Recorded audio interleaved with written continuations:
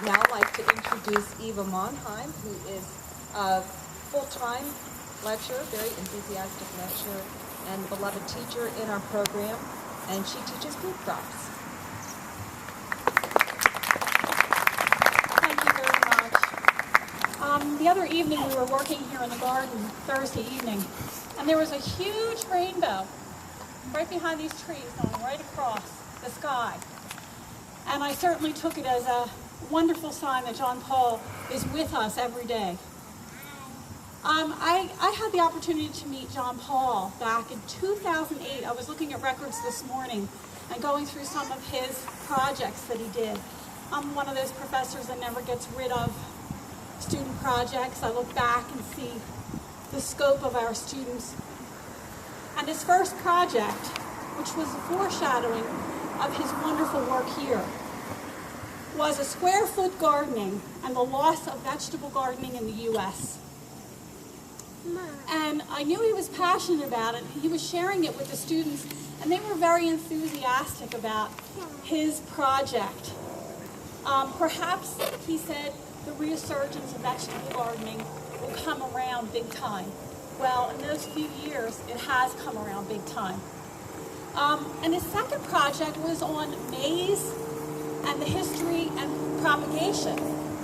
And he was concerned about the people in Oaxaca, Mexico, the farmers in third world countries that don't have the ability to raise their crops to the fullest, because large companies are trying to create genetically modified foods and reduce the population of varieties in our food banks.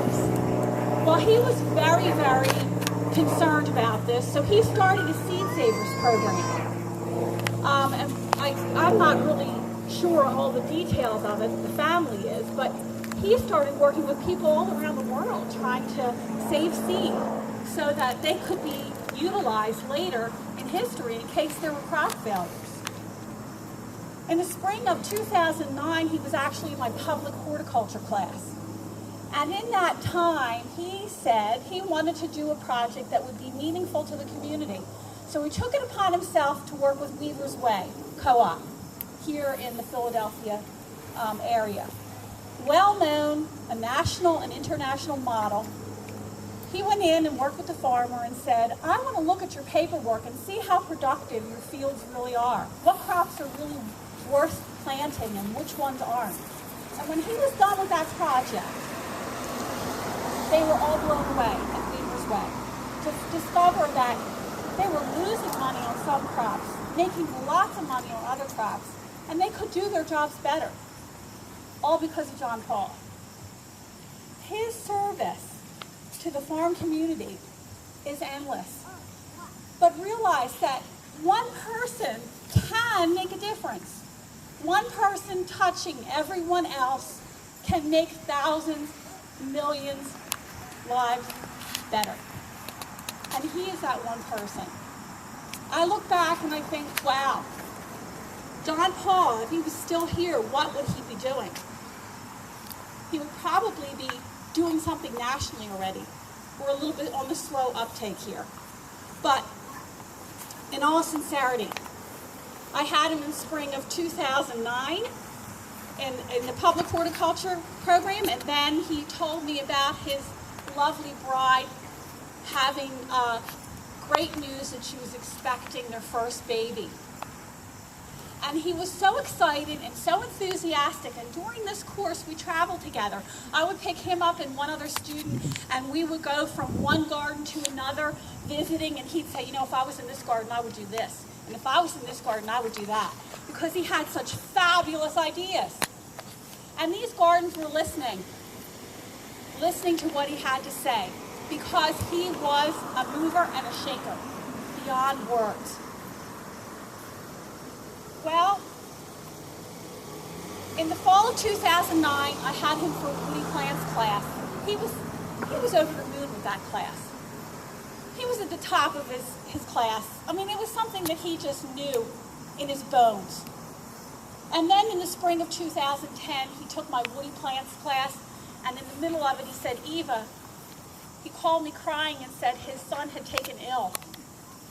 And he said, I don't know what I'm going to do. And I said, John Paul, whatever you need to do, we'll help you.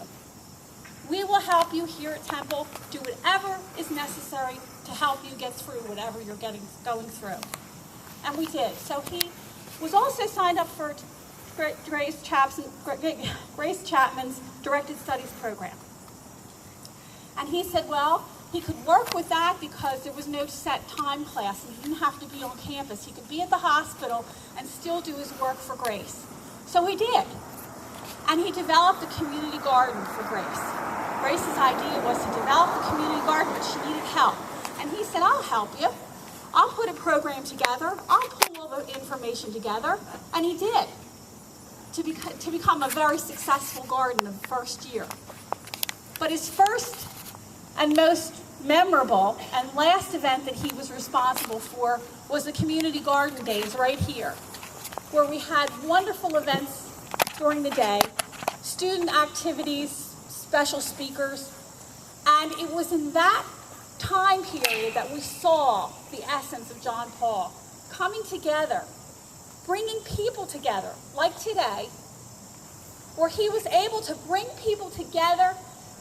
Didn't make a difference what color, what language, what denomination, for one purpose: humanity. He was a humanitarian extraordinaire that will not be forgotten. And I thank the family for having John Paul. Even though his life was cut short, he's not forgotten. We think of him every day.